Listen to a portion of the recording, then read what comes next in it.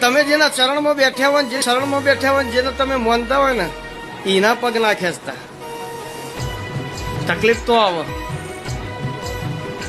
ભીખાભાઈ બુવાજી ચૂંદડી ઓઢીને ધૂણ હતી, એમાંથી કોઈક નીકળે, પણ આ બધી તને ખબર પડતી તારો તો પૂછવા બનવું આવો.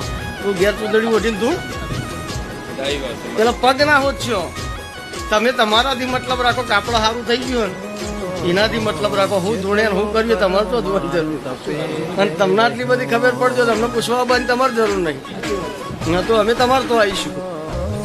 હવે સંશોધન કેન્દ્ર બંધ કરી દો. દેવના દરબારની અંદર કરોડો રૂપિયા તિજોરીમાં મૂકી દીધા હોય, અણમોલ વસ્તુ તિજોરીમાં પડી રહી હોય, એમાં ચાવી ખોવાઈ જાય તો ચાવી હોદવાના નીકળે તો તોડી જ નાખવું પડે. ચાવી હોદવાના એમાં બીજું તોડીને લઈ જાય, પણ એ વખત આપણે તોડી જ નાખવું પડે. અને તોડી નાખીને વય કાઢી લેવાય. એમાં દેવદોરી થઈ ગયું ને તો અંદરના પડદા તોડી નાખવા પડે. એ બાપર કાકા કહેવા ના નીકળાય. એના પગે જ પડી જવું પડે. મારું તો હતું, જીવાડું તો હતું. એટલે અંદરના પડદા તોડી નાખો એટલે દેવ રાજી થઈ જાય અને તો જ ખમા થાય. બાકી કોઈના બાપથી ખમા ના થાય. અને મરતોલીની ચિહારની બાધા રાખી હોય